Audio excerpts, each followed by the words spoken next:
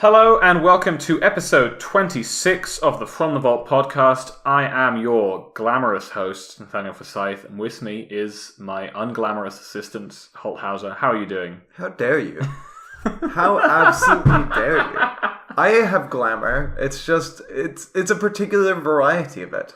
I mean, that could be true. You were interviewed by a crew of filmmakers just yesterday. That's true. So, a couple of weeks back, if you recall, I was talking about arranging some big stuff in the pipeline, in which I might be talking in a more heavily syndicated format than the humble From the Vault podcast. And me, as well as other members of Team Scotland, Danny Anderson and Stephen Murray, we were interviewed by Nate Holt and Sean Kornhauser, who are the people who do the End of the Battlefield series. Yeah, which is really awesome. Yeah, it was really cool. So they asked us some questions. We talked a bit about being Scottish, which I thought was hilarious since I'm American. I mean, you're sort of Scottish. You're definitely a part of the Scottish community. Yes, that's 100% certain. I think I still have some trepidation about, owning the identity of, yes, I am Scottish. I am Kilt Haggis man. Yeah, that's basically me. I mean, I have the red beard for it. That's fair. But that's part of my glamour as well. Yeah. I just want to reiterate. Okay. I do have a glamorous beard. So yeah, it was really cool. They popped to the vault and we talked with them, got to know them a bit.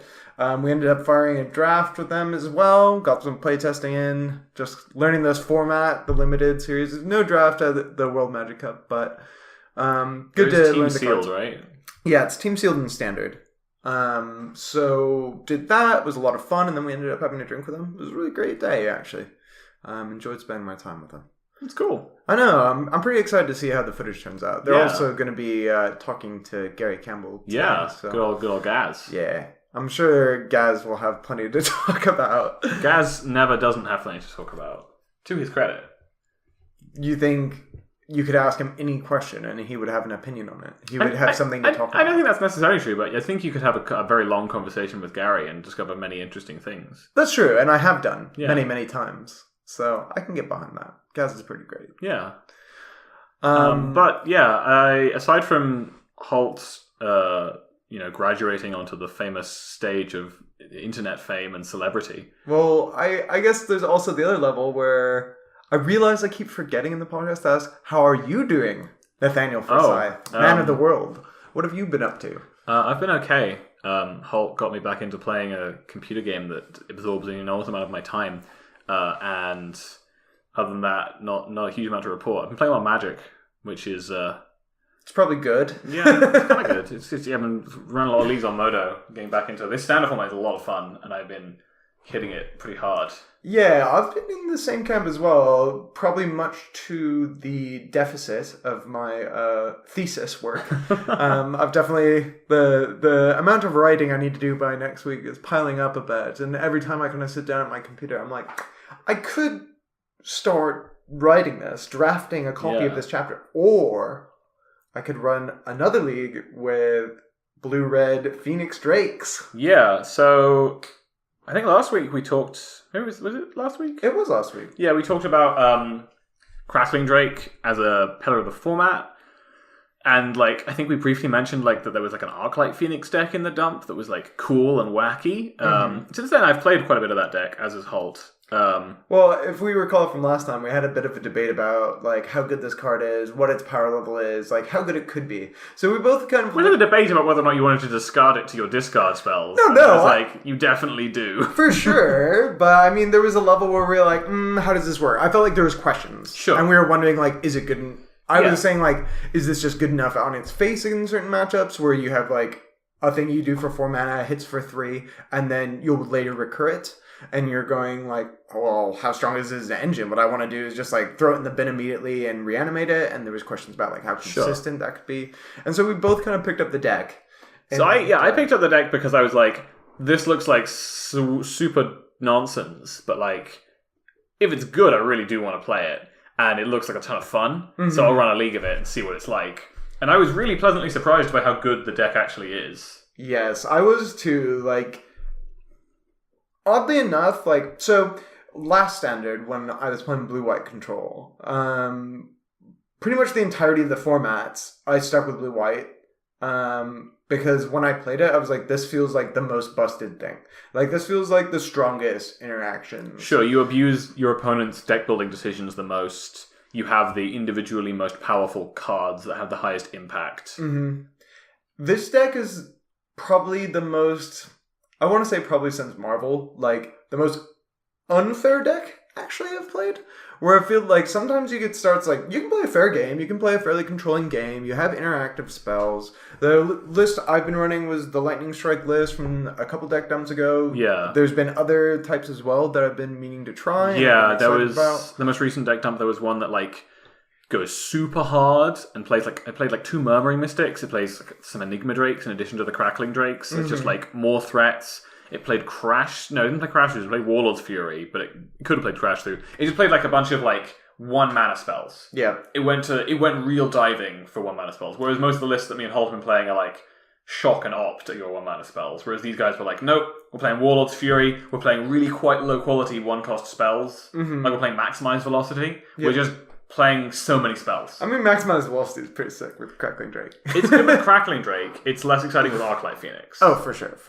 But we've been playing these lists, and like I was saying, like you can play a relatively fair game where you exchange a lot of resources, and then you just have this threat that's like kind of like a 2-for-1 or a 3-for-1 if all their interaction is like destroy spells. Yeah. Which it is at the moment. Yeah, like a lot of the Phoenix attacks, like Arclight Phoenix itself attacks a lot of strategies quite well in my experience, because it's just very hard for them to have enough removal to beat it, and their removal doesn't kill. We talked last week about how good Ravenous Chupacabra is. Well, Ravenous Chupacabra is really not very good against this. Yes. Because you hit them for like 3 or 6 or sometimes 9, and then they Ravenous Chupacabra one of them, and then you bring it back. Mm-hmm. Like Sorcery Speed Kill is the absolute pits against Arclight Phoenix. I was going to say, so this deck you can play fairly fair, but it comes at the upside of just having these busted nut draws where you're like, on turn 3, I'm going to make like 6, sometimes even 9 hasty power. That's like the absolute nuts. But technically, the absolute nuts is 12, but I've never actually seen that happen, and I think it's incredibly unlikely. Yeah, I've done 6, and I've done 9 on turn 3, and when you do that, it's like, oh, how do I ever lose? Like, the game is over. Yeah. Like, I've, on turn 3, made these 3 creatures that are all recursive. If I ever draw 3 spells again, even if I've dumped my entire hand, I'm probably going to have enough time to rebuild, even if somehow you deal with my board. Yeah. And it's really good against control. Ugh. I'm big on that. I've been enjoying the deck a lot. Basically, after we picked it up, the first league I ran with it, I ran a 5-0, and I was like... that always makes me feel good about a deck. Yeah, yeah. But I will say, since then, my success has been on the down tech a little bit. How have you been finding it? What variants have you been playing? I've been playing, like, Lightning Strikes, pretty much the deck dump 2 days ago, almost stock. As the person ran it. I've changed the mana a little bit for less tapped lands. Sure. But so I ran a bit of the Lightning Strike version and found it a little bit wanting. I just found that I was running out of spells a little bit too much, and I didn't see quite enough cards. So then I looked at some of the other... There was like been more and more Phoenix lists being posted. Like every time there's a deck dump, there's always a Phoenix list in there. And more Phoenix lists. Yeah, there were 2 in the most recent one. Yeah. And then I was looking to see if anyone did well at the PTQ, and somebody came 28th place. Mm-hmm. And I was really interested in their list, which took the Lightning Strikes out and replaced them with Discovery Dispersals. With no plan to ever cast Dispersal, you're just playing it for Discovery. Which, I mean, Discovery is actually a really interesting card with Phoenix. I have had the nuts where you're like, alright, cast Discovery, mill 2 Phoenixes, draw a card. And that's like... That's really good. That's equivalent to like 2 mana, draw 3. Yeah. Realistically. But then that guy also plays like Beacon Bolts in his main deck. Yeah, which I think are an interesting way of like fighting some of these like Boros Angels-y strategies that are actually quite good against you, because Lyra is a pretty hard card to beat. Yeah, so I think we've talked about like some of the matchups that are good, right? Like some of the matchups where they're trying to control your board. Yeah, well, so like trying to make favorable exchanges. Like you'll outcard them. Like Golgari. Yeah, Golgari is pretty good because, as we said, Ravenous Chupacabra is really bad. as they move towards more Vraska's Contempts and more Wild Growth Walkers, it makes it better for them, but I still don't think it's good. Mm-hmm. Their game plan still doesn't really match up very well against the Phoenix game plan. Control feels very favorable. Yeah, I've heard from people that like the Esper variants are harder, and that hasn't matched up with my experience. Mm-hmm. But they're rarer, and I don't think they're necessarily unfavorable. I also think like Esper Control just isn't as good a deck as Jeskai. Yeah. So like I'm not gonna angle shoot for the deck that I think is worst or like less well positioned. Sure. If that makes sense. Yeah. But against Jeskai, it feels honestly, I've played a lot of matches. I've not lost a single match to Control yet. Where it just feels so favorable. You have a very strong game one plan, and then your sideboard is just incredibly powerful against them. You have access to stuff like Niv-Mizzet. You have access to stuff like Banefire, which, like, when you're an aggressive blue-red deck, having access to Banefire is really cool. Firemind's Research. Yeah, Firemind's Research is really sick against them, because it also insulates you against, like, the main way Jeskai is going to beat you post-board, which is through, like, an Angel plan. Mm-hmm. Not all Jeskai lists are playing, like, Shalais in the sideboard, because not all of them can support the double white, but some of them can. Like, there are some that are going more, like, the mana is slanted towards Niv-Mizzet, and some that the mana is slanted towards Lyra. I do think that both are actually good against you, but Lyra is a bit better. Yeah, well, I was going to say, like, if these are the matchups that it's strong against, or we can just throw a bunch of cantrips and then be like, cool, bring back Phoenix, hit you, and they're like, kill it. And you're like, cool, cantrip a bunch of times, bring back Phoenix, hit you. Eventually you're going to run out of removal, and I'm not going to run out of Phoenixes. Yeah. The matchups where we're bad are, like you said, like, big ol' Ira Dawmbringers, or really fast decks that can even go under us, like some of the so matchups that are bad are where they either play creatures that invalidate your creatures. In my experience, that is Aurelia and Lyra are the main big ones. Shalai is kind of a problem, but Lava Coil ameliorates that pretty well. And so Lyra is a really big problem, because, like, none of your creatures can kill it, none of your creatures can effectively block it, and she gains them like a million life. So you can't really race it very effectively. You have to like have a Crackling Drake, but even then they have to start the race. So that means they probably have like a removal spell at that point, and they play a lot of removal spells like Justice Strike that are quite good against Crackling Drake. Yeah. So in general, like none of your plans are very good against Lyra, which is one of the reasons why I like having Beacon Bolts main, because it like shores up that side of the matchup a little bit. I don't necessarily think that the Lyra decks are particularly good right now. A lot of people are still playing green-black. Yeah, I agree, but go on. Yeah, they're definitely... These matchups are still definitely bad. And the other places that I've struggled are like very aggressive decks. I'm actually better against mono-red in my experience than I am against mono-white or like Boros. So I've found... It's really weird. Every time I play against these aggressive variants, I find that they are extremely stressful. They always feel extremely close, like especially or against mono red. But I've yet to like drop a match. Like you see how it's like you're not just stone cold dead is what I'm trying to say. Like if you play well, you have the interaction that's relevant. I think it does get harder when they splash other colors for more powerful effects. So like my experience of playing in stuff like Boros is that they have Aurelia, which means that, like, in addition to just being able to, like, hit you really fast with stuff like Tajik, who snowballs way harder than, like, Goblin Chainwhirler does, their 4-drop, like, invalidates your game plan in a big way, because you just can't really attack through her very well, or she's going to trade with a Crackling Drake, which, like, isn't bad, but it's not actually really what you want to be doing if they're also hitting you with small guys. And just in general, like, their game plan... They have a lot of ways of beating up on you. And then also, if they're playing Boros, they often are playing like Conclave Tribunal, which makes your plan of like, haha, my 3-2 like hasty Snapping Drake comes back all the time. And it's like, oh, well, no, it doesn't. It got exiled. I have found myself, especially against like Control, using shocks on my own Phoenixes a lot. And at one point, my opponent Settler Wreckaged me, and I was able to... It was a very strange matchup. It was like playing against Boros, and they decided in Settler Wreckage, and I decided in Fiery Cannonade, and I was able to Fiery Cannonade all my Phoenixes. They didn't get exiled, which was not exactly ideal, but... I mean, you didn't lose the game on the spot. Yeah. But yeah, so like, I found that the kind of Boros-y decks... I've also found that green-white tokens can be challenging because like a March of the Multitudes is quite hard to beat main deck. Yeah, I will say I've seen so much less of this deck. Yeah, a lot of these decks that we're talking about that are bad matchups, one of the reasons why I've been liking the blue-red deck a lot is because I think they're on the downswing. And as I say, even the ones that I think, even the bad matchups I think they're nowhere near unwinnable. And you still have access to lots of tools and ways to fight them. And again, you always have like these times where you look at your opening hand and you're like, oh, I make like 2 Phoenixes on turn 3. And I don't even necessarily think it's that. I think that there's that element in game 1, but then in game 2, I think that you have this incredible pivot power afforded to you by probably my like second, or probably my favorite card in these colors right now, which is Niv Mizzet. I think Niv Mizzet gives you an ability to play a very different game post-board to the one you play pre-board. You can still have Phoenixes in your deck, and you can still be about bringing them back, but you don't need to be about Turbo bringing them back in the same way. Yes. You can just play a controlling game, and then eventually you play a Niv Mizzet, and then with a counter spell up, and they try and kill it, and you counter their counter spell, or you counter their kill spell. And then you win the game. Yeah. and like, but like, more than you would ever imagine. Because, like, Niv Mizzet is an insane card to have in play for any control deck. It is the absolute most nuts card to have in play for this deck of any card in Magic.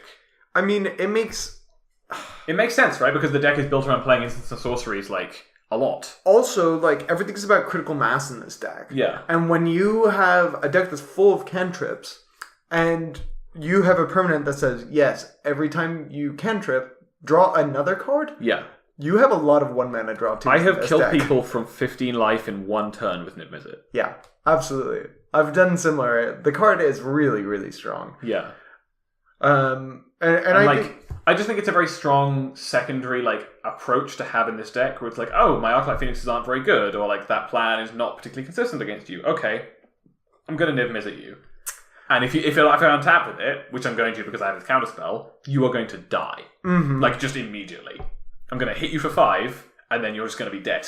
I think it's so interesting, though, talking about pivoting and like, thinking about the strategy. So, like, a deck being able to pivot is just a powerful element. And I think it's pretty much a cornerstone of, like, most very successful decks or dominant decks in standard formats. Especially very linear ones. Yes. Like, you'll notice, I think that this reminds me a bit of the mono-blue Paradoxical Storm deck that we had for a while, right? And that deck was never good until the release of M19. Sometimes it would show up, but it was never like a player. Yeah. But then once M19 came out, it was great. What was an M19? Sigh. Suddenly this deck had another game plan it could play. Suddenly it didn't need to resolve a reservoir and like gain 50 life and then like 50 you. It could just make like 20 Thopters. And then you just died anyway because you can't beat 20 Thopters. I will say that I feel like this deck is a little bit different from those decks, though, because I think it demands actually quite a lot from the player. And what I mean by that is, I think you have to have a harsh burn on all Paradoxical Storm players there, right there.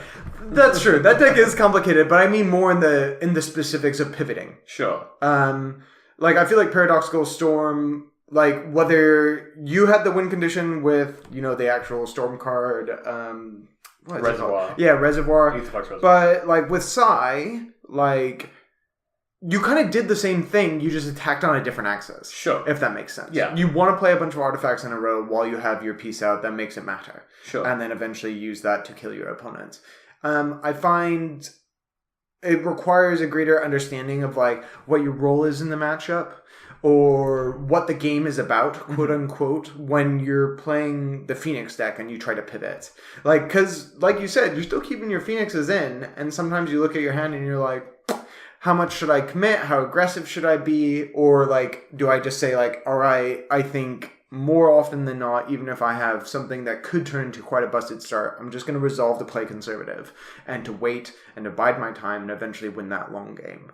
I found that really interesting with the deck, and I think that's why I keep on playing it. You know what I mean? Is that there's a lot of times where you have a lot of things that are counterintuitive. The amount of times that you pass without casting spells, when you have spells in your hand and mana open, because you're like, okay, like, I think actually the way I win this is by, like, accruing enough advantage to go off in one turn. Yeah. And it reminds me actually a lot of playing Modern Storm sometimes, where, like, you're looking... The use of cantrips, in my experience, reminds me a lot of, like, Legacy in some cases, where it can be counterintuitive, but, like, you know, you'll play an island on turn 1, and you'll have an opt in your hand, and I'll look at my hand and be like, no, I don't want to cast this opt. Like, my opponent will do something, and they'll pass it to me, and I'll be like, actually, I'd, like, untap Yeah. No effects. Because I don't want to cast this opt. I want to save this opt for like turn 4 when I'm going to need to have a 1-mana spell to bring back Phoenix. Yeah, like I can turn this into a 3/2 or well, I mean, like it's the power of having the choice. Yeah, sometimes I'm like, I need to hit my land drop next turn. Cast opt. Exactly. And I think what it means though is that you kind of have to untrain yourself out of a lot of habits that are pretty typical and standard, especially of just like, I need to be mana efficient, I need to do this. And I think this lends itself to the deck being ultimately a bit unfair. Yeah, it has an angle that can play on an unfair one. Like, exactly. And like I'm all in for playing standard decks that are unfair. It's not often you get one, and I'm not sure that this archetype is fully figured out yet, but I feel like the power that is like under the engine is enough for me. Like, I'm going to keep on trying this and experimenting with it because I think this is good. And also it's good against the matchups that I'm seeing the most of. Yeah. My experience of the deck is that I think it's just inherently powerful and also has quite good game against green-black, and that's enough to make me quite interested in any deck, really. Yeah. Right now. If There's it's like so much green-black. Well, it's kind of... I think green-black right now is basically what Jund used to be in Modern, where it's just kind of pretty good against everything.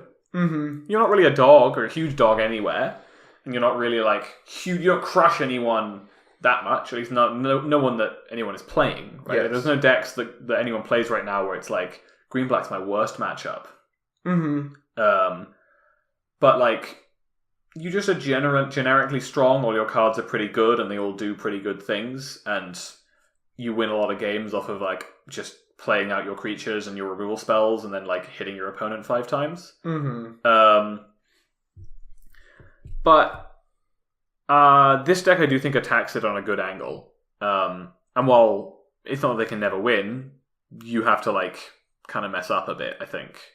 Or like get unlucky. Yeah, get unlucky, mess up. There are ways you win. Sometimes they just get a little bit too ahead. All their little bits of advantage just start adding up and piling up, and you don't have time to recover in time to start like grinding out the value of your phoenixes. Yeah. So part of my love-hate relationship with the Arclight Phoenix Crackling Drake deck is... So I started with that 5-0, as I said. Yeah. And then I got a 4-1. Sure. And then I got a 4-1. I'm like, this deck is amazing. Yeah. This is sick. I'm all about this.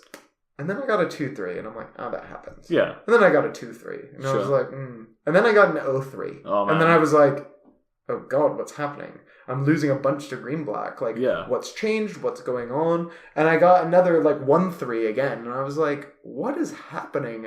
Am I just getting the wrong side of variance? I will say a ton of those matches, like, it was the type of thing where I went through this entire league and all of my matches were 1-2s. So it's not like I'm not winning games. Sure. But a lot of the times I lost, it was like, all 4 of my Phoenixes were in the bottom 25 cards of my deck.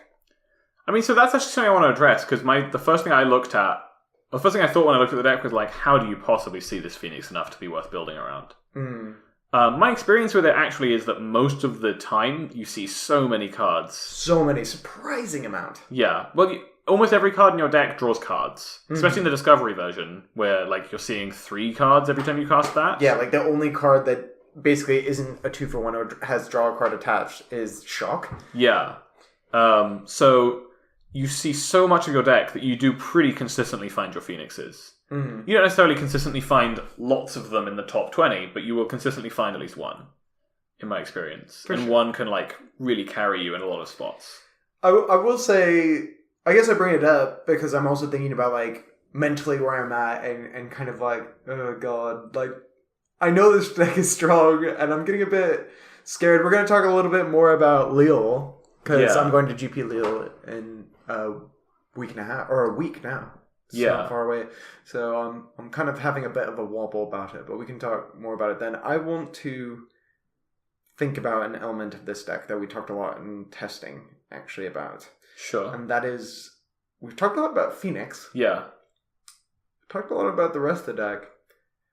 We haven't really been talking about Crackling Drake. Yeah, I was going to say that. That card was probably the most disappointing card to me in the deck. Yeah, my experience has been pretty similar, and we had a conversation about this the other day when we were testing with the team, and Alex Riley, our teammate, offered like, right, well, why play it then? Yeah.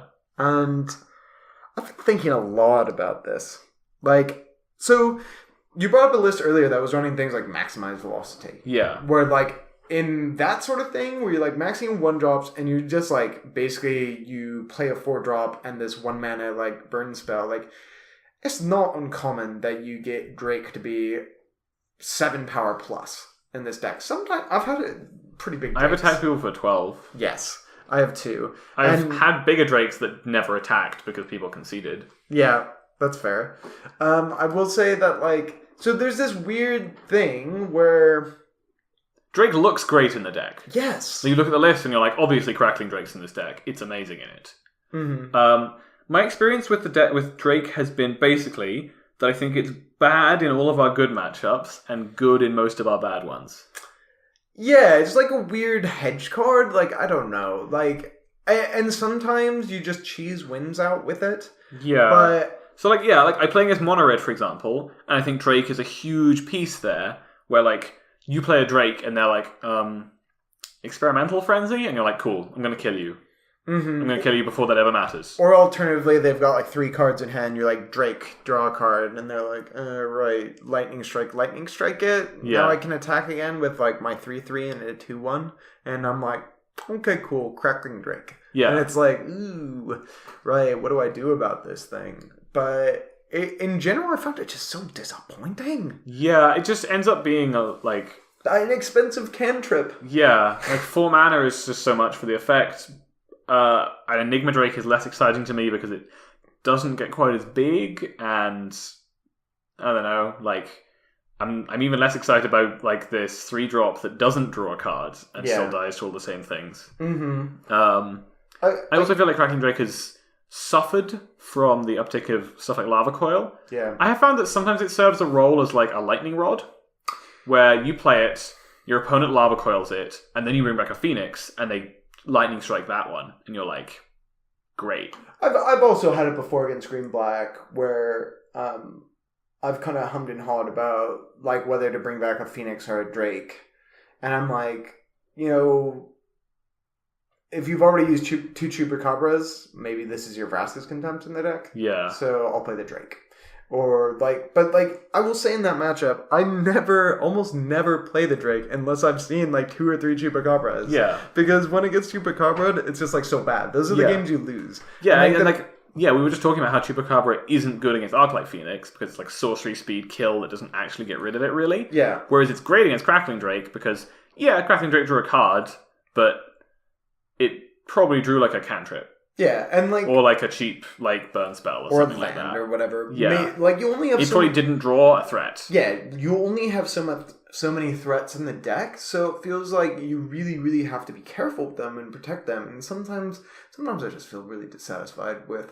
I mean, that's the reason why I'm interested in like... Well, that's the reason why I think Arclight Phoenix was such a big get for the archetype, because you do only have so many threats in the deck. Yeah. But Arclight Phoenix feels like you have to protect it way less. Absolutely. You can play aggressive with it, and when it dies, you can bring it back. Yeah. So it translates into it, but like, I guess this goes back to what I was saying. Like, I really want to try more like versions that cut some of the removal in favor of more deck manipulation. Like the version I was running, I had a main deck Rouse Eric. Before Lightning Strikes Me. I think I'm moving much more towards like, let's just play more cantrips, because the games you see your Phoenixes and the games you don't are so different. I think that's my big thing of the reason why I've liked the Discovery version, is you just see so many more cards. Mm-hmm. And you get to play the games where you have 2 Phoenixes in your graveyard, and then in play, and then in your graveyard, and then in play, so much more. Also, I have got to do my favourite play pattern against like the like Selesnya and Boros decks a lot, which is like, I have a Phoenix in play, and I like discard another one, and then cast a Fiery Cannonade, and kill my Phoenix in play, but also their entire board, and then cast a 3rd spell, and bring back 2 Phoenixes, and kill them. Mm. It's great. That is pretty sick. I was going to say, if we're kind of unsatisfied with the Crackling Drake, I don't know, I'm unsatisfied. Sure, yeah, I'm definitely unsatisfied with the card. I'm not sure it's very good. Can we think of alternatives to use in its place? Is there anything that can do a sort of similar job to Crackling Drake, or do a different job that is more resilient? I'm not sure about resilient. The card that would jump to my mind is like Niv Mizzet.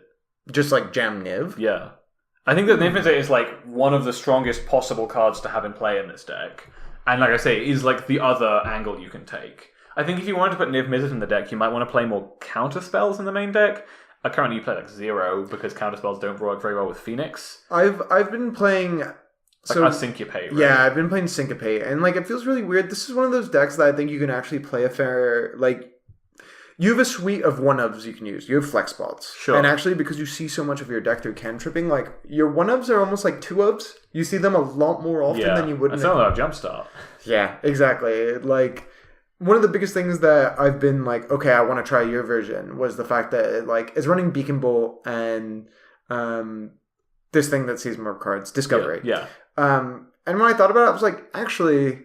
I see so many cards that, like, I'll probably find a Beacon Bolt in most games. Like, I would say your average game, you see about 30 cards. Yeah. And you're running 2 Beacon Bolts, so... You'll probably see 1. But if you see 1, that means... You've probably seen 2. Well, you effectively... You have 2. You've effectively drawn 2. Exactly. So I was like, maybe running 2 Beacon Bolts is actually almost the same as running 2 Lightning Strike. If they're so rarely going face, like... Yeah. Maybe it's just better. You know what I mean? Like, it's hard for me to imagine, like, because, okay, the games you lose with this deck are the ones where, like, your opponent plays a threat and you just can't kill it. Yeah. But you aren't ahead enough that you can... ignore it. Yes, exactly. Like, Wildgrowth Walker being the best example of this, alongside Lyra. Yeah. Wildgrowth Walker, Lyra, and... to some extent, Carnage Tyrant from sideboards. I'm seeing it so much more. A lot more people are running Carnage Tyrant. People are really Tyrant. into Carnage Tyrant because it's also quite good in the green-black mirror. It's also a lot more consistent against control once you have like Find and Find a Broker in your deck. Because you can just be like, alright, play a Carnage Tyrant. Oh, you killed it with a Wrath. Okay. Get it back. Play a Carnage Tyrant. So the card I do think is good in green-black. But... It's good against us, certainly, I think. I have not found it to be that impressive against the Arclight Phoenix deck. Because you can actually race. Like, it's not as bad as... It's just... I've actually found that Vraska is, like, more threatening if I'm having, like, a Crackling Drake draw, for example. Because they'll play Vraska and actually kill something. Whereas... Or Vraska will, like, threaten to kill me a bit faster than Carnage Tyrant will, in my experience. For sure. And I can't just, like, trade 2 Phoenixes for it. I would say I would really, really like a way to kill Carnage Tyrant. I've been thinking about that. When we talk a bit more about, like, another blue-red strategy I've been playing, we can talk about Carnage Tyrant. Well, wait. What is the strategy? So I've been also playing another deck that got dumped in the most recent decklist dump is a blue-red control deck playing 4 Sarkhan and 4 Niv Mizzet. Oh! And I was like, alright, once again, bam, if that's good, I want to play it, so let's go. For sure. So I tried it, I got a 4-1, I was very interested in the deck's plan.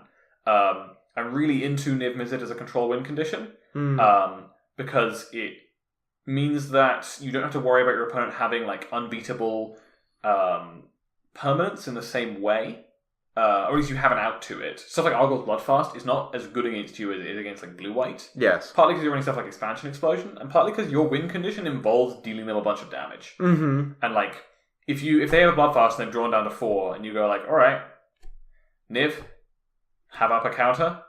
And it's like, okay, I'll play a kill spell on it. And you're like, alright, counter. I was going to say, like, how have you found a bunch of Niv's main deck? Because I know that's like, I guess we were just having the conversation, like, about Crackling Drake, like, oh, could we play Niv main? Like, my biggest fear is like, oh god. I've already, like... I would not play 4 in the Arclight Phoenix deck, I would maybe play 2. Okay. In this deck, specifically because, like, of Sarkhan to some extent, because Sarkhan alleviates the problem of having too many Nivs, partly because he can let you discard excess ones, but primarily because he lets you cast them. Like, way earlier with counterspell backup. Mm-hmm. Like, you can cast a Niv on turn 6 with Disdainful Stroke up. And in some decks, you can just be like, alright, Niv on turn 4? Yeah. Like, do it. God, that must be so good against, like so many aggro strategies, yeah. I'm thinking. Like, that's a really good out against, like, aggressive decks. Or even, like, Celestia, like... They have stuff like, Tribunal. But commonly, if they're going to Tribunal something, they're actually probably going to Tribunal the Sarkhan. Because if you don't have the Niv, then like them just leaving Sarkhan in play gives you such good card quality, and gives you so much selection against what they're doing. So what I found basically is that like in addition to there being ways to ameliorate drawing too many Nivs, like okay, so you play a Niv, and they play a kill spell, and you play a counter spell, and they play another kill spell, and your Niv dies, and you've drawn 3 cards, and you've like bolted them, and then they pass the turn. And you untap, and you play a second Niv. and the game ends. Yeah. That's why I think 4 nibs are right in this deck, because the game, like the win condition is I'm going to stick a nib Izzet. Mm-hmm. I have won games also off of like against green black. I've on the play been like, all right, play Sarkhan, go, and they're like, play a creature to threaten Sarkhan, and I'm like, all right, kill it, take up Sarkhan, go, and I just got Sarkhan to 7, and then just like made 20 power worth of dragons and Yeah. crushed. For sure. So like. Sarkhan is also a win condition, and post-board you have access to Ralzarak as well. How have you found Ral? Because like I basically feel like the thing that we're running around is like, how do we give our blue-red decks, spell-based decks, the best win condition? Sure. Like, that's the curiosity. We're talking about Arclight Phoenix and Niv is both really good win conditions, or when they're good, they're just like busto good. Ral's okay. I've never won a game with him so far. I've won one game. I found Ral to be super okay as well. Like, the amount of times that... Okay, so my biggest hang-up with Ral, I'm thinking for the Blue-Red Phoenix Drake deck. Yeah. I can't say what it's like for blue-red. It probably actually is a bit better there. But I find like all the answers that opponents are bringing in to be like, okay, I need to deal with Phoenixes, also answer Ral. Yeah. Like Vraska's Contempts or like Ixalan's Bindings or like Conclave Tribunals. Exactly. So like it feels like more like, oh, this is just another thing that dies to the thing, and it doesn't even get him for 3 damage. I guess it draws a card. But like, which is relevant. I think it's a bit better in the blue-red control deck, although I'm still only playing them sideboard there. It's just like more... So at least the list I was playing was only playing them sideboard. I believe it was. Maybe I was playing the main deck. I need to remember. But so the list I was playing was also playing a Jace... Cunning Castaway? Yeah, Jace Cunning Castaway in the sideboard. And a Legion Warboss in the sideboard. How did that go? I was more of a fan of the Legion Warboss. That card just straight won me a control mirror. Yeah. I just like... Played it on 3. I didn't actually play it on 3. I drew it on like turn 4 and was like... Oh, I can't play this now. Because if I play it now, they'll play a Ral or something. But I played it on turn 6 alongside a counterspell. Oh my gosh, you know what I just realized? Blue-red control for like the control mirror must be nuts. Because you get Firemind's Research. I wasn't playing Firemind's Research. Or at least I was playing wasn't.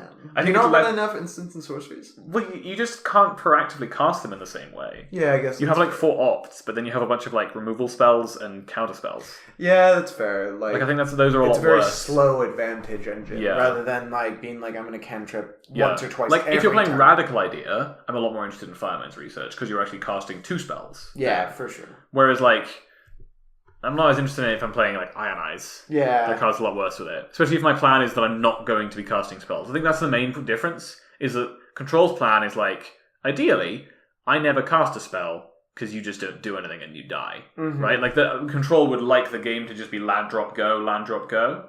Whereas like Phoenix is like, no, I'm going to cast like 3 spells a turn. Yeah, that makes sense. I suppose I did not think that all the way through.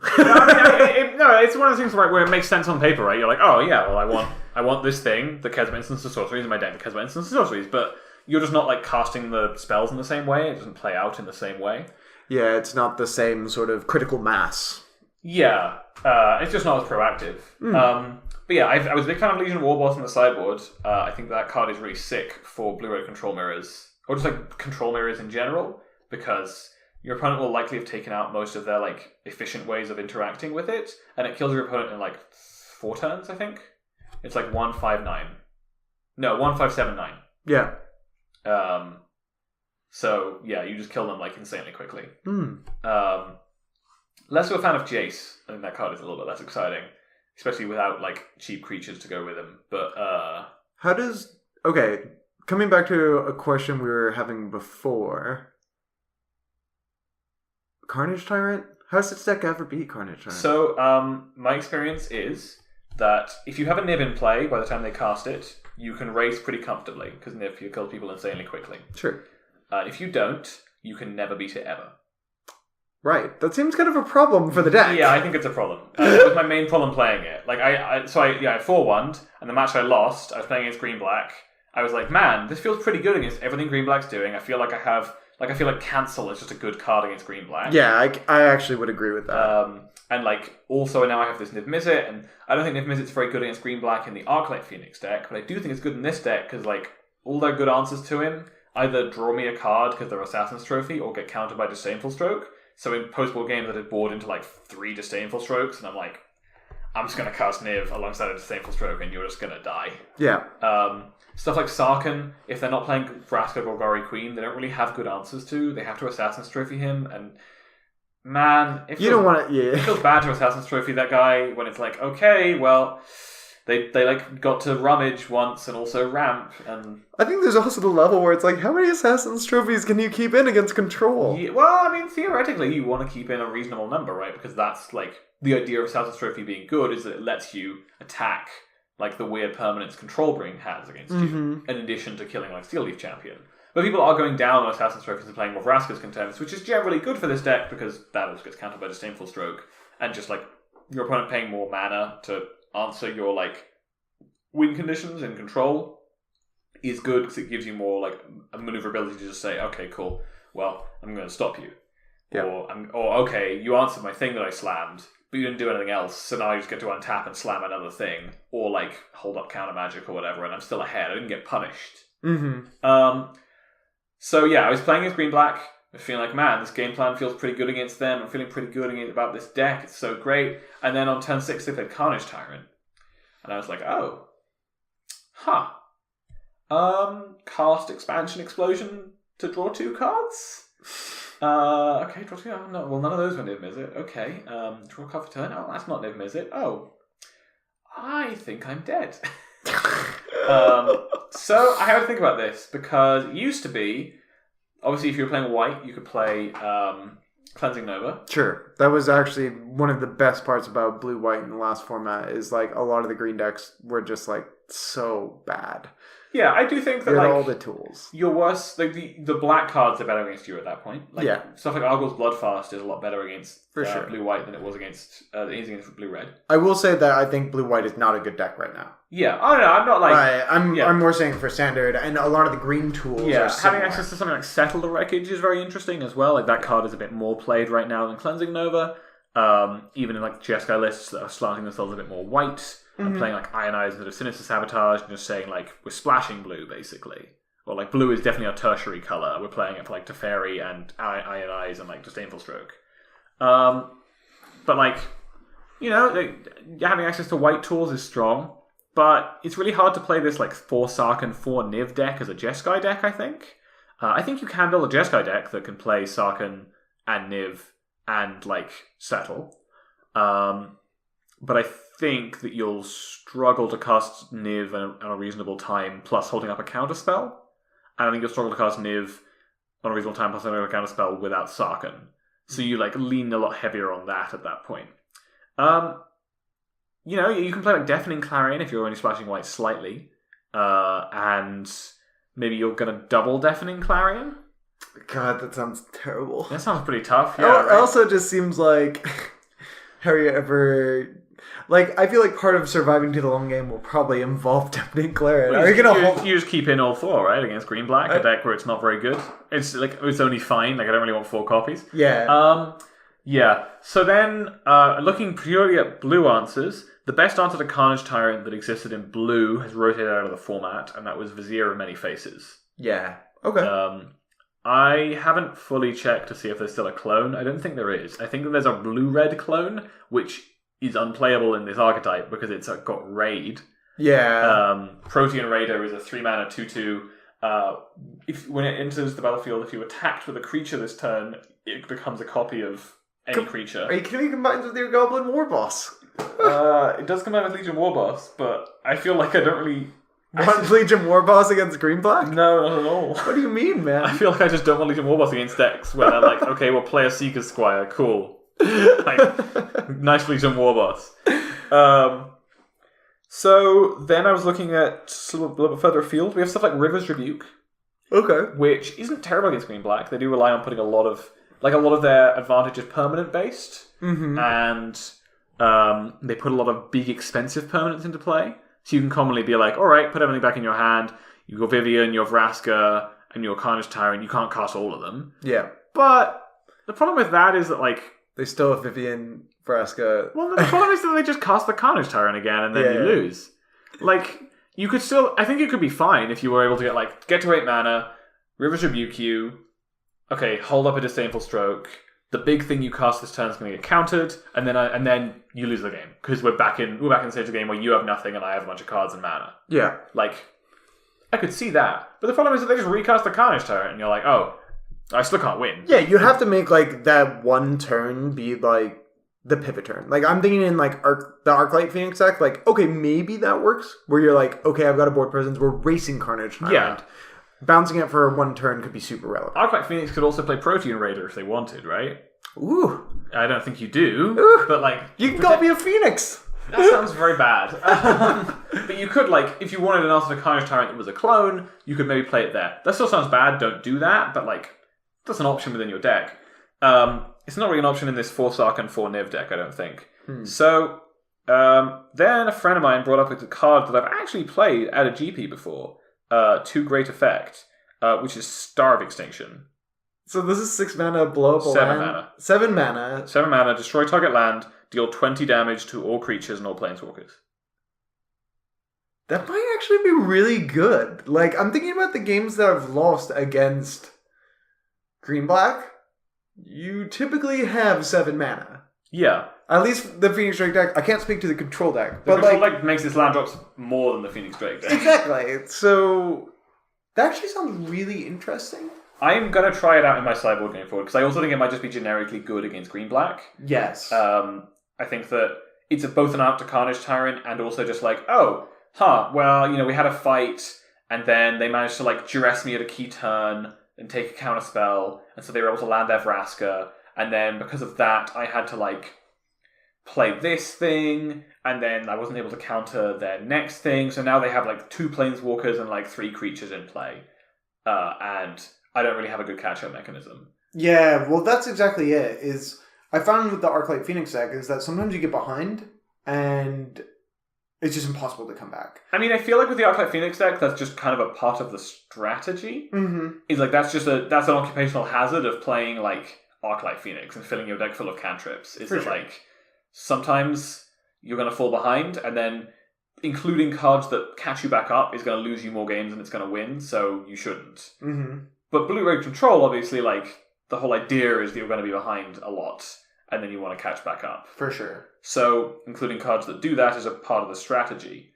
But yeah, so I had a lot of games where, like, they've got a bunch of stuff on board, and then at the end of turn, I resolve, like, an expansion explosion to, like, deal some damage to a planeswalker so it doesn't ultimate, and then draw 5 cards, and see what happens. And having access to, like, Star of Extinction in my deck to draw, or even just to have something in my hand where I'm like, okay, well, they got ahead of me on board because of just the way things lined up. They managed to double spell me in a turn, and I countered one of their things, and they played another thing and got it back, and I didn't have another counter spell, and it's starting to like spiral. But it's like, nothing they can put into play survives this. Mm-hmm. Nothing they can put into this is like a straight board wipe. It's a hard wipe. It's a straight hard wipe that like just completely turns the game around, and even has an upside of killing Memorial to Folly, which you at, but like I've had plenty of games where they've had a Memorial to Folly in play, and I'm like, I'm going to kill this Fine Broker, but then they're going to get it back, and then they're going to get Memorial back. Thing back, yeah, or like, yeah, just like or even just a threat of like, we talked about how Carnage Tyrant's a threat, right? Mm-hmm. And how you can't deal with it. Well, one of the reasons why it's better against control, what I said earlier, is like, you kill it, and then they find it back, and then they like Fine Broker it back, and then they Memorial to Folly it back. You can't necessarily stop them from finding it back and Fine Brokering it back. At least not the turn you cast Star of Extinction, unless you have a lot of mana. Mm-hmm. But like, blowing up a Memorial to Folly is like a real game there. Yeah, for sure. So I'm definitely interested in trying trying Star of Extinction as an option. I actually am really interested in this card. And I know I've seen certain versions like that are running like 3 Fiery Cannonade, and I realize they do very different jobs for the Arclight Phoenix deck. But I also think like having a card that is just such a haymaker post board that's just like, if we get to the long game, which if we do, I'm probably really unfavored, I need something that just like completely catches me up. Yeah. I think that actually does give you enough percentage points. That's fair. That I reckon that it's probably worth at least trying. Yeah, it's probably worth trying. But yeah, that's my like hot tech of this week is like, I think Star of Extinction, it might be really interesting because the green-black deck just doesn't put anything into play that lives through it. Yeah. So they just like... Can we also make this a segment of the podcast? What? Like the hot tech of the week? Hot tech of the week. For Nathaniel's hot tech of the week. I'll try and have like a card. Like last week it was Lava Coil. This week it can be a different red card. So is it just like every time going to be a red card? No. I mean, I feel like... Well, but it won't always be that a red card is good. I feel like Star of Extinction is a lot spicier than Lava Coil. Star of Extinction is a lot spicier than Lava Coil. Oh, interesting take I heard about Crackling Drake, going back to a conversation we had earlier. What do you think about replacing them with Rekindling Phoenix? I really like that, actually. Yeah, that's like, if you want to beat up on green-black, that sounds like the nuts. That actually is, like, awesome, I think. I think you lose percentage points against, like, mono-red, but not that many. And I also don't think it's that bad. So, like, the only thing that's really bad there is, like, Chain Whirler. Yeah. But, like, you can always just save your Lava Coils for Chain Whirler. Like, it trades with everything else. They still have the 2-for-1 if they actually want to kill it. Yeah. Well, the bad thing about there is where they get to go, like, Lightning Strike, untap Chain Whirler. Yeah, that's when it's bad. Yeah, that's bad. But like, I think that the percentage points you're gaining against green black are like insane. So I'm really interested in trying Rekindling Phoenix in the Arclight Phoenix deck and just having it be like nothing but wall to wall Phoenixes. Yeah, and like all my threats die into another threat that dies into another threat. I wonder if this so this is interesting. Like Crackling Drake and Phoenix obviously both stress the need for instant sorceries. Yeah. And being able to cast multiple quickly, as it were. I wonder if playing Rekindling Phoenix kind of lessens that load a bit. Sure. And gives you a couple more slots that can be flex spots. Because not every single one of your threats is depending on it. And especially the expensive instance of sorceries become less like... Because they're not very good with Arclight Phoenix anyway, right? Because it's very rare that you're casting a 4-mana spell and then 2 others in the same turn, unless you're getting like very late. So yeah, maybe you can like start to look at them and see what they look like. I'm also thinking about like more stuff, just like maybe you want more like interactive spells, like maybe you want to have like more disdainful strokes or something like that. Sure, yeah, you can play like more counter spells and stuff that doesn't really work with Phoenix, with Arclight Phoenix. But like if you're on turn 6, you get to go like Rekindling Phoenix, disdainful stroke. Yeah, like kill it. I dare you. It sounds pretty exciting. I don't know. I'm really up for testing that. Now I'm like really excited. I don't have Rekindling Phoenixes on Moto because I never played Last Standard and bought into it on Moto because Last Standard was kind of terrible.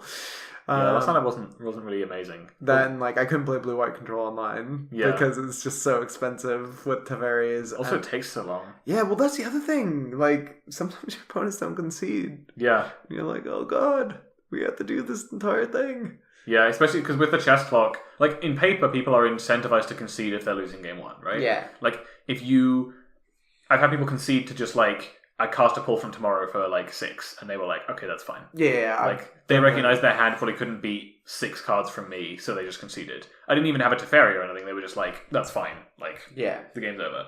But people will very commonly just concede to Teferi Emblem in paper because they're just like, okay, I'm never beating that, so all it means is more likely that you win 1-0. Yeah. But online, if they're aware that you can never beat them in any way other than by them naturally milling, then like, I mean, I don't know. It feels kind of... people view it as kind of scummy, but... I think it's fair. Yeah, the system incentivizes them to say, okay, cool, I'm going to F6, you go. I don't think there's anything wrong with that, and I'm not trying to make a judgment on those players. I was just saying, like... It makes playing that deck miserable online. Oh, yeah, absolutely. So, it's the kind of thing that where you're like, huh. Or you have to build suboptimally. Yeah. Basically, where you're like, okay, I need to include one creature in my deck, or something that can win the game, like, in a reasonable time frame, like Memorial to Glory, or whatever. Where, like, I'm making my deck worse just so I don't lose to the chess clock. Yeah. I was very interested in, like, the... Part of the reason why I was interested in Expansion Explosion, which is also a great card that people still underrate, I think. The more I've played with it, the more I'm just like, actually, nah, this card's just good. Just straight good. And you should play, like, probably 2 or 3. I was actually considering trying it in the Phoenix Drake deck. I think that it'll probably be disappointing there, but I could be wrong. I don't know, like, being able to, like, chart a course and then copy chart a course is not the worst, like...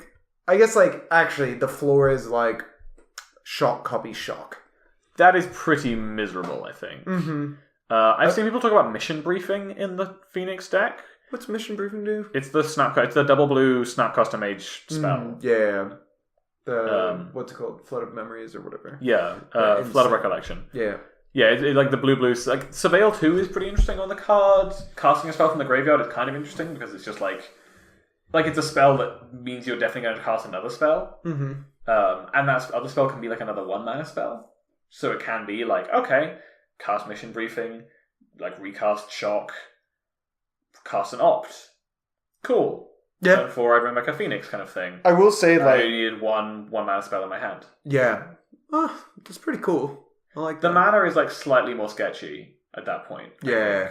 Because casting like Mission Briefing into Charter Course sounds a lot bit harder. I've definitely had draws where I'm like, okay, I have like mountain, dual land. So, okay, like my biggest thing for thinking about Expansion Explosion, again, is like, I'd probably only run it as a one-of. Sure. It probably takes a slot where I'm running like Chemisters Insight. Sure. Which is like what I think is sort of like a less flexible card. And I think the upside on expansion might just be like higher. Like being able to be like, okay, I'm going to kill a bunch of stuff in the late game and draw a bunch of cards. I guess the thing is, it's like such a mana investment. Though. Yeah, and my the game problem with it from the Archetype Phoenix point of view, from like, of Explosion, is that I just don't see that many times where you're that excited to cast, like, where like you get to the stage where you're casting it for like 6 to drawing like 5 cards. I think my memory is just like so jaded now after all these leagues where I've frequently been on like 9 or 10 lands. Sure. Because my out is like, okay, I have to draw a Fight with Fire. I have found that like because the deck runs so many like non-selection cantrips, stuff like Radical Idea, I have found that like that frequently turns into a lot of lands. Yeah. Because just in general, like if you play a lot of non-selection cantrips and just draw a lot of cards, you will naturally draw a lot of lands. Yeah. I mean, that's why I was thinking about it. But again, I think it might be like, if you're already at that point in the game, there's nothing you can do. Like Explosion doesn't help you. You're already screwed. The other thing for me is like, the most exciting card to copy from the list to me would be like Chemist's Insight. Like if you it's like turn 6, you want to be like ahead on that. And it's like at the end of your opponent's turn, you go like Chemist's Insight, hold priority, expansion it, and you draw 4 cards. Like I'm in for that. Like I don't think you'd run it just for that. The fact that it can copy your cheaper spells is also cool. And also it is also good against control. Yeah, it's definitely good against control because it can be a counter spell in Counter Wars. I think the biggest thing actually that makes me not want it is like I think there's enough like matchups where like actually your opponent's spells are really relevant. Like against the Boros deck, like being able to throw Justice Strike at one of their creatures is fine. Sure. Like that's a way of killing Lyra. If I play like a Crackling Drake or something and they're like kill it and you're like cool, kill yours. Yeah. Or even like against Mono Red, where they can be like shock you and you're like, well, I've got 2 mana untapped, I'll shock your thing. Yeah. Like, I'm just gonna trade this in and make that happen. In the Blue-Red Control, like I've definitely played like. So I got the sweetest one where my opponent Tormenting Voice discarding something, and I was like, expansion that? Draw 2. just a 2 mana, cheeky 2 mana draw 2. And I've also I've had hands where I'm like, I keep a 2-lander, and I'm like, okay, cool, oh, draw, not a land, alright. And my opponent costs Charter Course, and I'm like, copy that. Yep. Just like, I'll have a Charter Course, please, that would be excellent. Yeah, like, I think... So I definitely copy my opponent's spells a reasonable amount. Yeah, I guess the thing is, like, the game plan's different with that, and you want enough spells that you can cast on your turns in your first main phase. Like, I would definitely... if I'm in the Arclight Phoenix deck, I'm definitely wanting to include expansion as a way of copying my own spells, with copying my opponent's spells as, like, a small upside. Mm-hmm. Whereas, like, in the Blue-Red Control deck, it's primarily there to be Explosion. Yeah. Really. But then the fact that I can sometimes copy my own spells is cool because that play pattern is happening a lot more for me. Because where I'm like leaving up mana on my opponent's turn. And then also I can copy my own spells sometimes as well, which is like a nice other thing to be able to do. I've definitely had times where I'm like, well, my opponent has 2 Steel Leaf Champions in play. Lava Coil, hold priority, expansion, Lava Coil. Mm-hmm. And it just being like, okay, I just have a second Lava Coil in my hand is quite cool. So... Thinking about Lille. Okay, if you were in my position, dude, I'm going to Lille. I'm flying solo for this one because everyone's busy. Yeah. On some level or another, which is okay though. I think I'm actually going to be in London next weekend. Oh, right. My girlfriend has tickets to go see a big production of Company. That'll be cool. Yeah. Very cool. So I'm going to Lille, which is fine. I'm going to see a friend of mine, very good friend who lives in France, as well as, just actually get some time. I've been super, super busy. So having a vacation for 4 days sounds like a good idea, even if I'm playing Magic and it's kind of a workload. If you were me, though, and you were bringing... What would you bring to the Standard Tournament? What would you bring to GP Lille? There are like 3 front runners in my mind. Some variation of the Arclight Phoenix deck, probably playing Discovery instead of Lightning Strike and Beacon Bolts, and probably trying out Rekindling Phoenixes instead of Crackling Drakes. I still need to test that a bit more, but my intuition says that it might actually just be good. Mm-hmm. I'd bring that. I would seriously consider something like Jeskai Control, Okay. which I think is quite good and has a lot of power behind it. I would personally probably lean towards one that has like Sarkhans and Nivs in it. But that might be wrong. I haven't played enough with Jeskai Control, so I probably wouldn't end up bringing Jeskai Control. I might end up bringing like this Blue-Red Control deck. I was a pretty big fan of it. And then like the third option in my mind is like maybe I'd just bring Green-Black. Yeah. I mean, okay, so actually I was thinking about this, and normally my argument against like not taking like the de facto deck to beat in a format is mainly if you're like tier 1 or tier 0, whatever it is, you got a big target on your back. Yeah, well, I think it depends sometimes, because like I think in the last format there were definitely weekends, in fact there were most weekends where it was wrong to not play Black-Red. Mm-hmm. Just like straight incorrect. Except for maybe the Turbo Fog weekend, before Black-Red knew how to beat it. Maybe that weekend you were right to play Turbo Fog. But every other weekend, I think it was like, no, you should play Black-Red. Mm-hmm. Like, yes, it's tier 0. Yes, no one is bringing a deck along that, like, they don't think they can beat Black-Red with. But it's still just so much better. Like, there were so many times where you went, like, Bomat Courier, Scrappy Scrounger, Chain Whirler, and a bunch of decks just couldn't really beat that curve, so they died. Yeah. I think Golgari is not that deck, though. I agree. That's where I was going. It's like, I don't think it's in that space. Yes. Like, Golgari just doesn't have the kind of aggressive, busted starts that the decks that we've talked about, that have been like the tier 0 mid-range decks in the past have been. Mm-hmm. Like, think about these, like, Teamer Energy and Mardu Vehicles and Red-Black. All these decks have in common is that they had a nut draw, right? Like, Mardu Vehicles got to go, like, Toolcraft, Heart of Kirin, like... They didn't have any good 3-drops. Veteran Motorist, Toolcraft. Yeah, Scrappy Scrounger, Toolcraft. Fine. Into Gideon. You're dead. Like, nothing beats this. You're just dead. Mm-hmm. And then they also could play a good mid-range plan. Yeah. And then, like, Teamer Energy had the starts where it went, like, Attune with Ether, Longtusk Cub, Rogue Refiner, Chandra, Glorybringer. I literally... Wow, I think it says so much that I think I just like eviscerated Long Tusk Cub from my memory. Yeah. Because you were like, yeah, Team Energy had these busted starts. I'm like, did they? I'm trying to think what it is. They had Tarmogoyf. Yeah, I was about to say, I was thinking about like all the Glorybringers and like all this like big like chunky stuff that all those mirrors ended up being about. And then I totally forgot that they had this stupid 2/2 that could just like get completely out of control. A 5/5. Yeah, if unchecked. Ugh. Yeah, and they had starts like that, and they also had mid-range game plans. Red-Black can go, like, or could go, like, Bomat, Scrappy Poor Heart of Kirin, Chain Whirler, yeah, as we Chandra, like, or Phoenix, like, you know, into Glorybringer. Boom, you die, nothing beats this, kind of thing. What does Green-Black have? They go, like, tap land into Merfolk Branchwalker, into Jade Light Ranger, into... maybe Vraska Golgari Queen, but maybe not. Not all this surrounding her. A lot of that stuff just not that exciting. And yeah, and then you start seeing why the deck is good, because then you start playing like Eldest Reborn, Vivian, Vraska, like the pirate one. Yeah. Like Carnage Tyrant, like Find Broker, I guess, is their exciting 4-drop, but it's not actually very exciting on turn 4. Mm-hmm. Like basically, it's very unlikely that Green-Black runs anybody over. It's not like it's the best aggro deck in the room while also being the best mid-range deck in the room.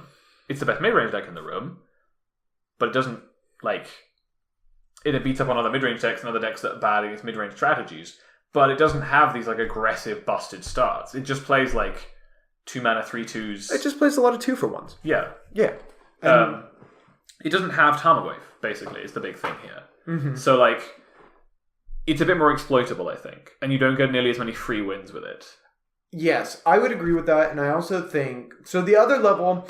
So I think the other thing that's, like, the biggest argument for not taking, like, the Tier 0 or Tier 1, whatever it is... It's Tier 0, right? Is, like, the distinction goes? Tier 0 is, like, people tend to use it when... It's like Eldrazi Winter. Yeah, when Unbeatable. it's like... Yeah, when it's literally like there is no... like, this deck is so much more powerful, and there is no reason to play anything else. Yeah. So the reason not to bring a Tier 1 deck, or the Tier 1 deck in this case, because I think it's pretty much just Golgari that's, like, the deck to beat. I'm not even sure that's necessarily really true. I feel like that's the perception. I agree. I'm 100% there with you, but I think... the perception matters a lot as far as the metagame is concerned. That's true. And what people will bring. And I am expecting to see an overwhelming amount of green-black at Lille. Basically because of all the Moto queues, like you run a standard comp league, I've yet to play one yet where I don't play against at least 3 green-black decks. I played entire leagues of green-black, a couple of them. I've played a lot with 4. Like, I have also played entire leagues of green-black. Exactly. So, like, that to me says it has an overwhelming meta share. And I'm much more interested in being a deck that beats up on that has other game against the decks that also beat up against it. Yeah. So the thing is, like, well, basically what I was going to say is that the other reason one wouldn't play a Tier 1 deck, I think, is if you don't have a good plan for the mirror. If you don't have a way to shore the matchup up playing against a mirror, and you're just like... It's not easy to do well in a tournament if you're literally every round is a coin flip. Yeah. It's not easy. And, like, I won't take those odds. It can be worse than a coin flip because plenty of other people can show up with a good plan for the mirror. Exactly. Like, it's not just about how you not having a good plan. It's also about your opponents having a good plan. Mm-hmm. Right? Like, if they show up and they've got a list that's, like, tuned to beat up on the mirror, and you're like... oh, I don't even really know what I'm meant to be doing here. Oh, I definitely am not prepared enough for this. And oh, man. And now it's not a coin flip. Now it's like 70% in their favor. Yeah, like, I think I don't have a good enough conception of actually, number one, how good it is to tune towards a mirror optimized version. Because I feel like a lot of the mirror optimized versions suffer in their other matchups.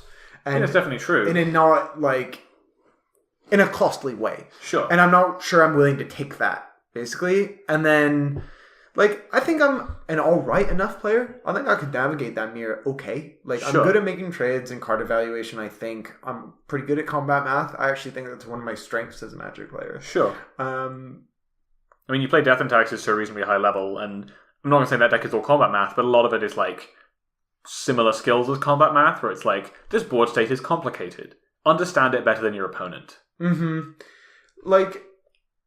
Basically, what I think, though, is, like, that's going to be fatiguing. It's going to be a really long tournament. I'd rather just play a deck that the matchup's good there and worry about the other matchups later, if that makes sense. Yeah, my other feeling... So, Green-Black is the sort of deck that I've found a lot of, like, mid to high-level grinders really like. Where it's, like, a powerful mid-range deck where all the cards are good. And so, a lot of, like... I kind of want to put air quotes around this good, but I don't want to put that many air quotes around this good. A lot of good players that I'm aware of who get good results tend to gravitate towards this sort of deck a lot. Yes. That isn't necessarily hugely relevant. But when we apply this sort of theory to the tournament, my thought process here is like, if I'm going to do well... So my plan is to do well, right? Yes. My plan is when I play against worse players to beat them because I play better than them. Mm-hmm. Which is a reasonably good plan. I just have to do that. That's kind of hard, but hey, that's Magic. And then when I play against better players, which will happen, what's my plan there? Sometimes, and a lot of the time, your plan is get lucky. Sometimes your plan is be good enough that the differential isn't that big. And sometimes your plan is, like, have a plan where you are favored in the matchup. Yeah, I was about to say, find a way to break parity or gain advantage. Yeah, find a way to break parity and gain advantage that isn't necessarily play skill. Yes. That is like deck building selection, stuff like that. Mm-hmm. If we assume that, let's say we're doing well, and we're like, you know, X and 1, end of day 2, or end of day 1, and we go into day 2, and we start playing against, like, good players. Well, we'll probably start playing against good players towards the end of day 1, but, like, whatever. I mean, now we're starting to play against good players, and we brought green-black, and, all these guys really know what they're doing in the mirror. Yeah. And they're really outskilling us in play skill. Yeah, this is their wheelhouse. This is the deck they know and love. This is a deck they've played for 3 years. They jammed like 15 leagues of this one before they started. Maybe that's a conservative estimate. Yes. They really know what they're doing. They have exact plans for the mirror. They know everything. This is super practiced for them. Yes. And they know exactly what they're doing. And it's not ever going to be at their level for me with this particular deck. Yeah. And so you're sitting down and you're like, oh, I don't have any advantage here. So if my plan is to do well, then playing green-black with no real, like, without enough reps seems like it's planning to, like, do well in day 1 and then lose in day 2. Yeah, I feel the same way. And so, whereas, like, you bring Arclight Phoenix, right? And suddenly, okay, you sit at your X1 day 1, and you sit down against these good green-black players, and they're like, okay, yeah, I do sort of have a plan for this Phoenix deck, but I haven't played against it. They have 10 matches against it, as opposed to the 100 they have in the green-black mirror. Yeah, because they didn't think they'd see as much of it, and there's just less of it in Modo queues, and just in general, like, they're less familiar with the matchup, they know less of what they're doing, and, good players can still adapt, but without the practice, like, you get to regain a lot of your edge that you lose against them from, like, their amount of free time they're able to grind into this sort of stuff, and just generally, like, their experience playing these sorts of decks. Yes. So you swing the pendulum back towards yourself, you're able to take wins off of them because they don't know necessarily what's going on. Like, this is the major advantage of playing, like, the non-tier 1 deck. Is that you know the matchup, generally, better than your opponent will in any given time. Yes. Because your opponent will not have had nearly as many reps with the deck or playing this matchup as you will have, because every single match you've played is this matchup. I will say that you need to back that up with play skill as well. You definitely do. And you can't just bring a rogue deck and be like, boom, I'm going to win because nobody knows what's going on. It's like, oh, do you know what's going on? Not really. Okay, cool. Well, they'll just beat you anyway. But I think that is the kind of level I'm going with. I mean, obviously I played a lot of this Phoenix deck, or some of this Phoenix deck, I should say. Probably not as much as I could have. I'm pretty locked in.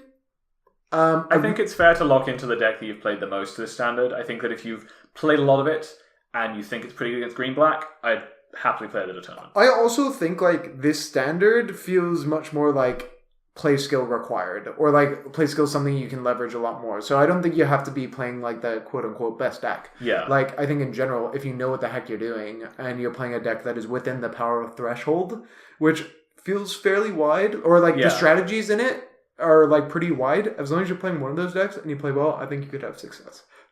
I think the only thing that the only deck that I'm really, really considering trying is Just Guide Control.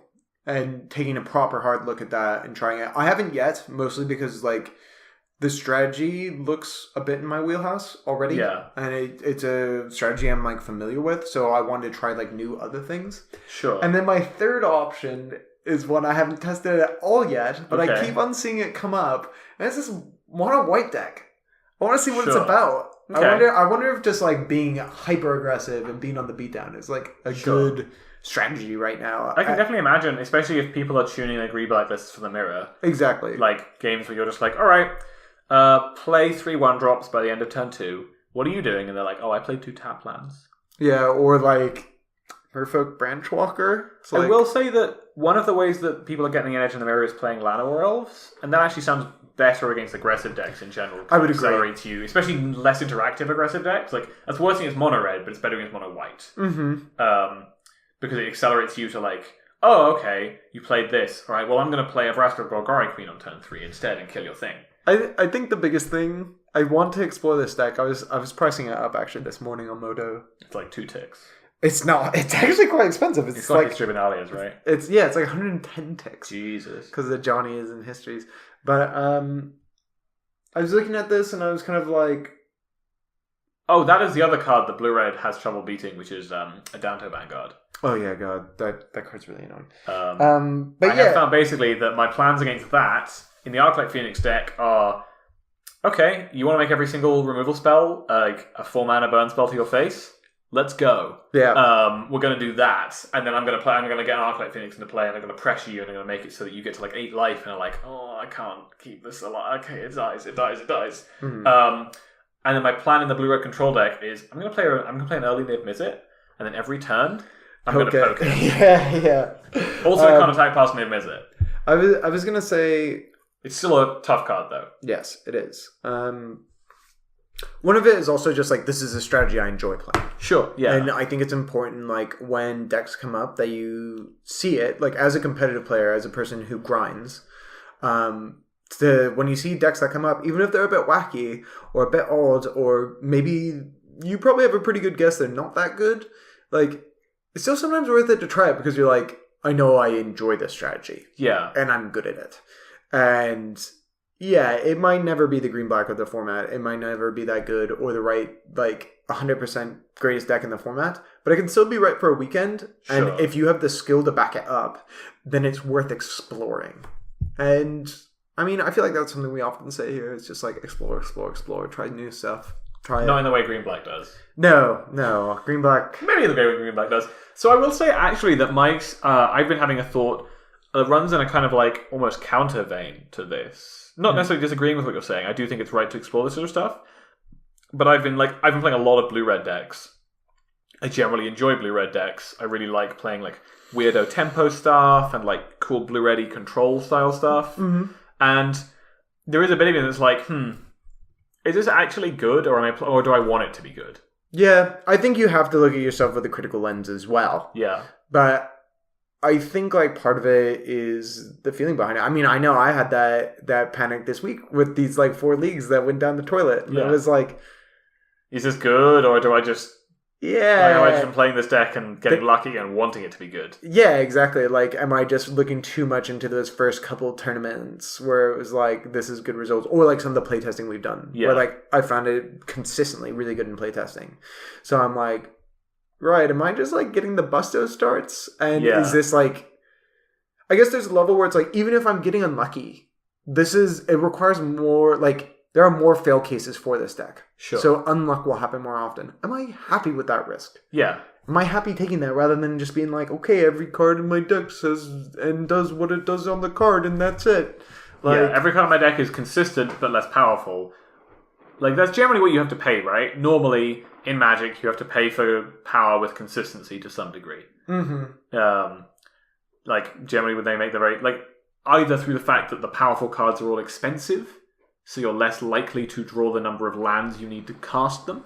Mm-hmm. And therefore you need to make your deck a little bit less consistent by playing more lands, right? I mean, I guess there's like a sweet spot of lands, right? If you play too few lands, then your deck is like very consistent at not drawing lands. Yes. But generally, like, we have a sweet spot of around 24, right? Where it's like, yeah, you pretty consistently draw the right number of lands that you need to like curve out in a mid-range deck. Mm-hmm. But then, like, you know, if you want to play 6 drops, you will need to play another additional land, which means you're going to flood out a little bit more. But you have access to these more powerful cards. And that's just generally the kind of the tension in Magic, right? Is consistency versus power. Is like, how commonly is this card going to do the powerful thing I want it to do versus, like, how powerful do I want my cards to be? I guess I was more talking from, like, making this game sustainable perspective as well. Is like, I actually think, like, yeah, we all want to do well. Like, we don't go to GPs thinking, like, oh, I'm gonna 0-3 and go home. And like whatever, it really, really, really doesn't matter. Like it shouldn't impact how you feel as a player because sometimes people have bad weekends. But you should still want to be there and have fun. Yes. And like be like this, like given the choice, I want to play a deck I like that is competitive. Yeah. And I think it's worth it going the extra mile to like go. Especially in this standard. We've had standards for so long where you can't really be competitive playing a deck you like unless you like the best deck. Yeah, and like that sucks. And standard feels really good right now. It's really wide. There are a lot of different strategies. And that's why I'm like, okay, I keep on seeing this white deck in the deck dumps. Maybe I just gotta like buckle down and try it and see what it's like. And maybe this is good. Yeah. I also heard like on the game podcast, you know, Jerry and Brian were talking about this, like, maybe this is just good. Like, maybe this is the thing. And, like, if they're willing to, like, entertain the thought, maybe I should, too. Right. I think that's probably about as much time as we have. Yeah, I think we've already talked quite a bit. And we've given our thoughts along a lot of different standards, like, places that we're in and places that cards are in. Like I say, the hot tech of this week is Star of Extinction. It's definitely Rekindling Phoenix. It's probably Rekindling Phoenix. That card is still just good, turns out. But I think Star of Extinction is a really interesting option for these Blu-ray control decks. But Yeah, that's pretty much all from us From the Vault. As always, if you liked our content, please check out all of the rest of the stuff that we do. The articles on murphysvault.com, the YouTube videos on the YouTube channel. Like, subscribe, ding a bell, read a thing, post a comment. Shout it from the rooftops. Leave a review, tweet about it, share it on your face blog. Do all the things that you need to do in your life. Did you miss anything there? Probably. I mean, either way. Come to Edinburgh and take a picture with me and Holt and put it on Instagram. Yeah, that would be great. Yeah. I mean, I don't even use Instagram. I'm terrible. Yeah, but if you I hate photos. I don't use Instagram, but my girlfriend does. So if you come to Edinburgh and put a picture of me on Instagram, she will see it. Yeah, you can tag my wife as well. She'd enjoy that. Yeah, that'd be great. That's not a medium I interface with. Yeah, exactly. Perfect. Or alternatively, you could hit us up on Twitter. Yeah, hit us up on Twitter at F_Ironside for myself. And at Cap'n Powerhouse for me. So it's CAPNPOWERHAUS. Yep. And that's all from us, I think, this week. We have been From the Vault, and you have been fantastic. God damn it. What? I was going to do it. I was waiting. It's about... Oh, God damn it, Holt. It's about... You've been fantastic. It's about building a sense of anticipation.